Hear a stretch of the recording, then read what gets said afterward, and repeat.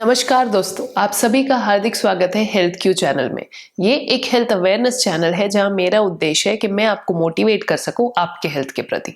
आज मैं आपसे बात करने वाली हूं ब्लेफेरोस्पाज्म के बारे में। ये एक ऐसी प्रॉब्लम है, ऐसी एक रेयर न्यूरोलॉजिकल प्रॉब्लम है जो आपकी आंखों को अफेक्ट करती है। और ये इसके बारे में मैं इसलिए बात कर रही हूँ क्योंकि ये बहुत ही ज्यादा मिलती जुलती है सिनकाइनेसिस से। तो कई लोगों को इसमें कंफ्यूजन हो सकता है कि मुझे ब्लेफेरोस्पाज्म है या नहीं। और मुझे एक कमेंट में ही किसी ने पूछा था कि मैम इसके बारे में बात कीजिए, और इसीलिए आज उन्हीं के रिक्वेस्ट पे मैं इस वीडियो को बना रही हूँ। मैं इस वीडियो में आपको समझाने की कोशिश करूंगी कि ब्लेफेरोस्पाज्म आखिर होता क्या है और इसका ट्रीटमेंट कैसे होता है। डेफिनेटली इसका मैनेजमेंट जो होता है वो एक मेडिकल प्रोफेशनल ही करते हैं, इसलिए मैं इसमें आपको जस्ट एक ओवरव्यू दूंगी, लेकिन इसके मैनेजमेंट के बारे में ज़्यादा बात नहीं करूंगी। मेरा उद्देश्य है कि मैं आपको इस वीडियो के माध्यम से एजुकेट कर सकूं। तो अगर आप जानना चाहते हैं ब्लेफेरोस्पाज्म के बारे में तो ज़रूर से इस वीडियो में अंत तक के बने रहें। तो चलिए शुरू करते हैं। ब्लेफेरोस्पाज्म बेसिकली एक न्यूरोलॉजिकल डिसऑर्डर है, एक रेयर न्यूरोलॉजिकल डिसऑर्डर है कह सकते हैं, जिसमें जो पेशेंट होता है उसकी जो आंखें हैं वो एक तरफ की छोटी दिखने लगती है। ये इसलिए होता है क्योंकि जो आंखों की जो मसल्स होती है इसमें इनवॉलेंटरी स्पाज्म, यानी कि थोड़े थोड़े देर में ये जो मसल्स होती है वो टाइट हो जाती है और फिर लूज हो जाती है अपने आप ही। और इस टाइटनेस और लूजनेस की वजह से आंख जो होती है एक तरफ की वो छोटे लगने लगती है। इसमें साथ ही साथ इनवॉलेंटरी कॉन्ट्रैक्शंस भी होते हैं, जो हम लोग आंख का फड़कना कहते हैं। आप इसी को ऐसे समझ लीजिए कि ये आंख का फड़कना अगर ज्यादा देर तक के होने लगे और ज्यादा इंटेंसिटी में होने लगे तब उसको हम ब्लेफेरोस्पाज्म कह सकते हैं कुछ हद तक। लेकिन ये बहुत ही बड़ा टर्म है, इसका डायग्नोसिस होना जरूरी है, ये एक तरीके का सिम्टम कह सकते हो। तो ब्लेफेरोस्पाज्म अगर देखें तो ये दो तरीके के हो सकते हैं। एक होता है प्राइमरी ब्लेफेरोस्पाज्म और दूसरा होता है सेकेंडरी ब्लेफेरोस्पाज्म। प्राइमरी ब्लेफेरोस्पाज्म का मतलब है कि ये सिम्टम जो आंख के जो अंदर जो इनवॉलेंटरी मूवमेंट, यानी आंख जो फड़कती है, आंख जो छोटी हो रही है, आंख के जो मसल्स में इसमें इनवॉलेंटरी कुछ मूवमेंट्स ऐसे होने लग रहे हैं, मूवमेंट ऐसे होने लग रहे हैं, तो ये बिना ही किसी कारण के किसी पेशेंट को होने शुरू हो जाते हैं। अगर ऐसा होता है तब वो प्राइमरी ब्लेफेरोस्पाज्म का हिस्सा हो जाता है, जहां पे आपको कॉज बिल्कुल भी पता नहीं है। और दूसरा है सेकेंडरी, और जो दूसरा है वो है सेकेंडरी ब्लेफेरोस्पाज्म। सेकेंडरी ब्लेफेरोस्पाज्म का मतलब है कि जो ब्लेफेरोस्पाज्म है ये किसी दूसरी न्यूरोलॉजिकल कंडीशन या कोई दूसरी हेल्थ प्रॉब्लम के चलते सेकेंडरीली डेवलप हुआ। ये सेकेंडरी ब्लेफेरोस्पाज्म जो है ये ज्यादा आम होता है, ज्यादा कॉमन होता है कंपेयर टू प्राइमरी ब्लेफेरोस्पाज्म।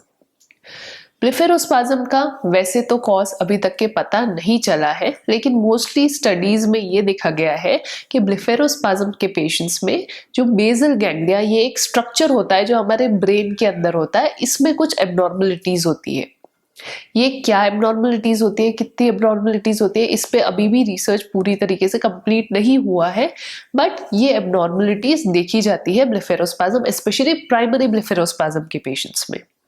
अब बेसल गैंग्लिया में एबनॉर्मलिटी के वजह चलते ऐसा क्यों होता है?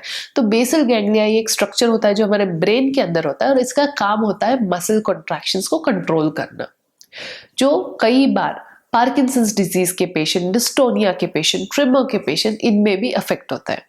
इसलिए ब्लेफेरोस्पाज्म इन सारे मरीजों में देखा जाता है, लेकिन तब वो सेकेंडरी ब्लेफेरोस्पाज्म बन जाता है। जैसे मैंने कहा, सेकेंडरी ब्लेफेरोस्पाज्म का मतलब होता है कि कोई दूसरी न्यूरोलॉजिकल कंडीशन या कोई दूसरी हेल्थ प्रॉब्लम के चलते अगर किसी पेशेंट को ये आई में सिम्टम्स आने शुरू हो जाते हैं तब उसको सेकेंडरी ब्लेफेरोस्पाज्म कहते हैं। अब सेकेंडरी ब्लेफेरोस्पाज्म वैसे तो बहुत सारे कारणों की वजह से हो सकता है, और उसमें से कुछ कारण है जैसे कि हेड इंजुरी या फेस इंजुरी। अगर आपको कोई रोड ट्रैफिक एक्सीडेंट के चलते अगर सर में चोट आ गई और कुछ बेसल गैंग्लिया सर का हिस्सा डैमेज हो गया, तब आपको सेकेंडरी ब्लेफेरोस्पाज्म हो सकता है। अगर आपके ब्रेन में कोई ट्यूमर था और वो ट्यूमर की सर्जरी हुई और उसको निकालने के बाद अगर आपको ये सिम्टम्स आ रहे हैं तो भी वो सेकेंडरी ब्लेफेरोस्पाज्म का हिस्सा होते हैं। तीसरा है सेकेंडरी ब्लेफेरोस्पाज्म का कारण, वो है आई रिलेटेड कुछ कंडीशंस, आंखों के रिलेटेड कुछ जैसे कंडीशन है जिसको ब्लेफेराइटिस या फिर क्रॉनिक आई ड्राइनेस या फिर meningeal irritation, hyper sensitivity to bright lights, इस तरीके की कुछ अगर आपको प्रॉब्लम्स होते हैं या आपको इंट्राओक्युलर इन्फ्लेमेशन यानी आंख के अंदर का इन्फ्लेमेशन है, अगर आपको इस तरीके की प्रॉब्लम है तो भी आपको सेकेंडरीली यानी बाद में ब्लेफेरोस्पाज्म डेवलप हो सकता है।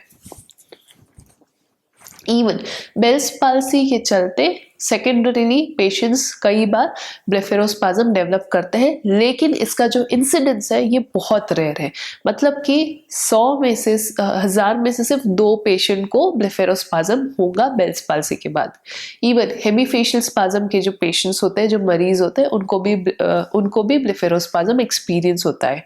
पार्किंसंस डिजीज के पेशेंट, जो लोग जिनको डिस्टोनिया और ट्रिमर की दिक्कत है, उन लोगों में भी ब्लेफेरोस्पाज्म देखा गया है। तो ये सारे रिस्क फैक्टर्स हैं, और इवन स्ट्रेस का भी बहुत ही डायरेक्ट रोल है ब्लेफेरोस्पाज्म को बढ़ाने में, उसकी मात्रा को बढ़ाना या फिर उसकी मात्रा को बढ़ाने में। तो ये है कुछ कारण जिसके वजह से ब्लेफेरोस्पाज्म हो सकता है। अब चलिए बात करते हैं बेल्स पाल्सी और ब्लेफेरोस्पाज्म का क्या रिलेशन है।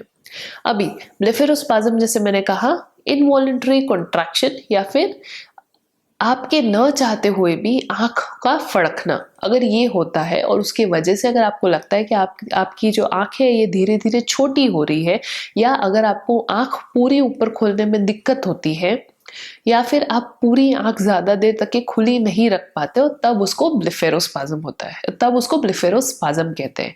कई बार जब ये ब्लेफेरोस्पाज्म बहुत ज्यादा सिवियर हो जाता है, तब पेशेंट को डिफिकल्टी होती है आंख को पूरी तरह खोलने में, और साथ ही साथ ये लेटर स्टेजेस में फंक्शनल ब्लाइंडनेस भी डेवलप करती है।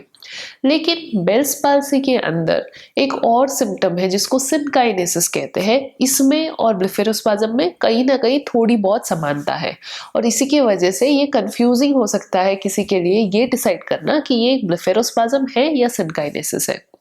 सिनकाइनेसिस और ब्लेफेरोस्पाज्म में ये अंतर है कि जब आप कुछ मूवमेंट करते हो, बहुत ही टिपिकल मूवमेंट, जैसे कि आप स्माइल कर रहे हो, आप कुछ बोल रहे हो, आप फूंक मार रहे हो, ऐसे मूवमेंट के अंदर, या फिर आप उबासी खा रहे हो, तब अगर आपकी आंखें छोटी हो रही है, बाकी टाइम अगर आप आपकी आंखों को नॉर्मली चला सकते हो, तो वो ब्लेफेरोस्पाज्म नहीं है। लेकिन अगर आपको ये सारे सिम्टम्स के साथ ही साथ अगर आपको ये एक्सपीरियंस होता है कि आपकी आंख आप पूरी खोल ही नहीं पाते हो, अगर आपको ये लगता है कि आपकी आंखें हैवी है, अगर आपको कंटिन्यूस फड़कना आंख का एक्सपीरियंस होता है, तब वो Bell's palsy related secondary blepharospasm हो सकता है। जैसे मैंने कहा, ये एक रेयर प्रॉब्लम है, इसलिए इतने कॉमनली लोगों में नहीं देखी जाती, इसलिए आपको घबराने की जरूरत नहीं है। लेकिन अगर आपको फिर भी ऐसा लगता है कि आपको इस तरीके के सिम्टम्स, या अगर आप कोई भी आई रिलेटेड सिम्टम्स आते हैं, तो ये जरूरी है कि आप एटलीस्ट एक बार अपना आई चेकअप करवाएं, एक आई स्पेशलिस्ट डॉक्टर को दिखाएं और अपना जो डायग्नोसिस है इसको रूल आउट करें। क्योंकि ब्लेफेरोस्पाज्म का मैनेजमेंट अलग होता है, सिनकाइनेसिस का जो ट्रीटमेंट होता है ये बिल्कुल भी अलग होता है। अब जो दूसरा कारण है जो बेल्स पाल्सी पेशेंट के अंदर ब्लेफेरोस्पाज्म डेवलप कर सकता है, तो वो है आई सिम्टम्स। जैसे मैंने कहा, इनिशियल डेज बहुत क्रूशियल होते हैं बेल्स पाल्सी के। इसमें जो आपकी सबसे पहली प्रायोरिटी होनी चाहिए वो होती है आपकी आंखों का ख्याल रखना। मोस्टली पेशेंट ये गलती करते हैं कि वो फेस के मूवमेंट पे इतना फोकस करते हैं कि वो आंखों का ख्याल इतना नहीं रखते। लेकिन अगर आप early stage of Bell's palsy में हो, आपकी पहली रिस्पॉन्सिबिलिटी है आपकी आंखों का ख्याल रखना।